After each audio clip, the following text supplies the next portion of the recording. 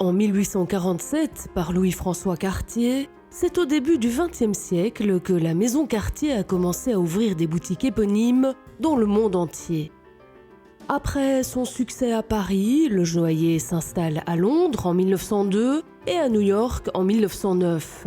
Un siècle plus tard, la maison s'établissait à Luxembourg, soucieuse d'être présente sur tous les marchés clés de l'Europe. Et à Luxembourg, ce sont quelques modèles légendaires qui se dévoilent à chaque saison, comme le bracelet Love et toutes ses déclinaisons, un bracelet né en 1969 du dessin d'Aldo Cipulo pour symboliser l'amour éternel. Avec comme spécificité un petit tournevis et des vis qui le fixent définitivement à votre poignet et un design simple, décliné en bague, collier et boucle d'oreille. Cartier qui fait tenir, magicien subtil, de la lune en morceaux sur du soleil en fil, disait Jean Cocteau. L'artiste ne quittait pas ses anneaux Trinity, inventés par Louis Cartier. En 2024, Trinity célébrait son 100e anniversaire et se réinventait en version carrée. Emblème de la maison, les célèbres anneaux en or de 3 couleurs, inspirés par une bague traditionnelle russe et rendus iconiques par Jean Cocteau, continuent de séduire. L'acteur Alain Delon et Romy Schneider ont contribué à la légende en les arborant, tout comme aujourd'hui les actrices Charlize Theron, Gwyneth Paltrow ou Sarah Jessica Parker.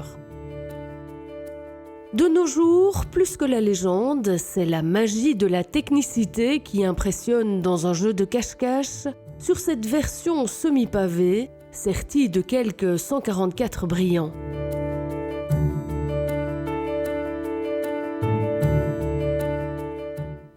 Ici, c'est un bracelet très rock que l'on vous dévoile. En or rose, avec ses perles de chrysoprase, le bracelet clash et son astucieux système de fermeture si discret et ingénieux. Et l'alliance des contraires entre rondeur et pique disruptive à quelques 70 000 €. Un design moderne qui trouve son origine à la fois dans certains modèles art déco de la maison, mais aussi dans l'évolution du style Cartier des années 1930 et 1940, tout en restant fidèle à l'esprit d'ingéniosité, d'innovation et de créativité du joaillier.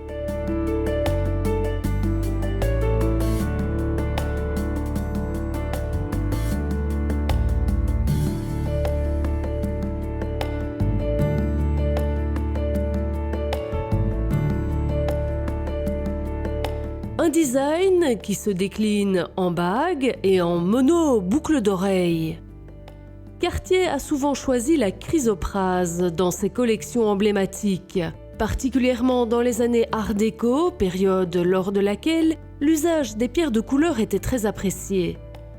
Symbole de sérénité, de prospérité et de positivité, une pierre peu courante en joaillerie, qui permet à Cartier d'offrir une alternative originale et distinctive à l'émeraude, à une clientèle à la recherche de pièces sophistiquées et peu conventionnelles.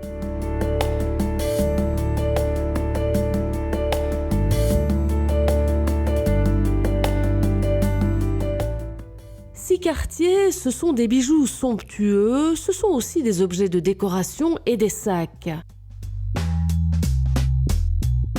Cartier s'est toujours exercé magistralement dans l'art du bibelot, des vanities et des minaudières précieuses.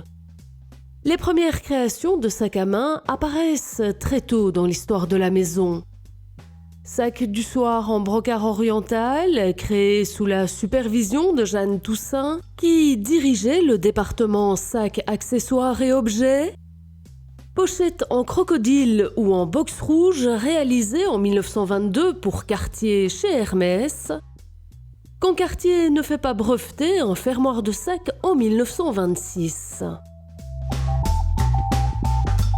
Aujourd'hui, les modèles de cuir portent le nom de Panthère, le surnom de Jeanne Toussaint et l'icône de la maison. Des sacs cabas ou des sacs East-Ouest de la ligne C de Cartier en cuir de veau ou veau grainé. Autant d'interprétations d'un style reconnaissable entre tous.